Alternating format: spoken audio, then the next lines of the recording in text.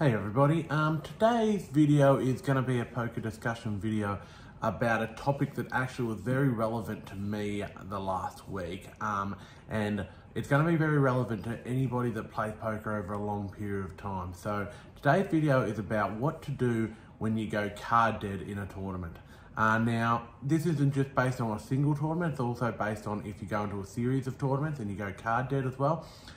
So basically, we're here to tell you what to do if you do go card dead. Now, playing any kind of poker, whether you're playing professionally, whether you're playing just as for fun, you're going to have periods of time where you just go card dead. It's literally a period of time where you won't be able to make a single hand. Every time you do make a hand, somebody overruns you, or potentially you're just constantly picking up 2-9 or 3-jack or something that, and out of position as well. It's gonna happen to you, and it is a very hard thing to get through. I actually happened to suffer this my last tournament, so it's very fresh for me, but really realistically it's going to happen to everybody at some stage of their career. So what do you do? Now, there are a few things that you can do. First off, you can accept that this is what's happening. You can accept that you're going card dead and that you're going to have to make your own luck. Now, you can only do so much, unfortunately, but there are a few little sneaky things that you can do to actually make it work a little bit better for you. So, for example, you can start stealing a little bit more because your image will be that you're a tighter player. So, you can, when you're in position, especially if it hasn't been raised pre, you can definitely start stealing a lot more pots. So on the button, one behind the button, you can start raising, and people are going to actually respect your raises. It doesn't matter what two cards you got. They're going to respect your raises because you haven't been playing a lot. That's one way to steal the blinds. You might still be able to push people off hands. So that's probably the best thing that you can possibly do. Another thing is that you can just fold and completely try and wait for good cards. Now, I don't recommend this because if you are truly card dead, the good cards aren't going to come. Now, it can be very difficult as well when you do have an aggressive table and you are card dead. And that can be very frustrating. But you do need to take it upon yourself to understand what's happening in this tournament. I personally think just picking spots to raise is the perfect solution here. There's also other things that you can do. You can start calling a little bit wider as well. So you can start calling instead of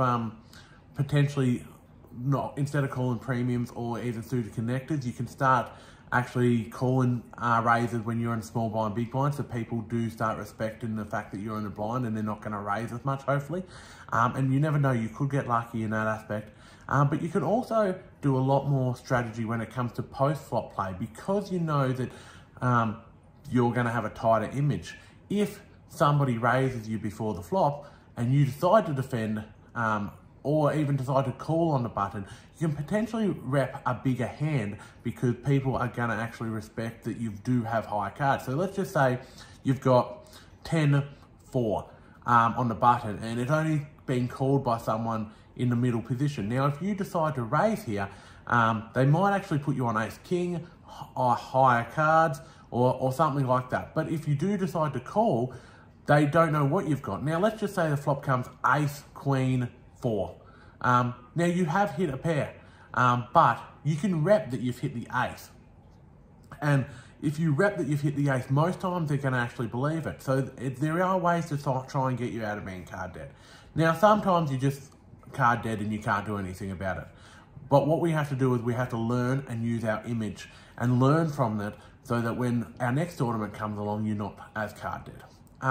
Now, it is obviously very hard to know when you're completely card dead because cards can change completely.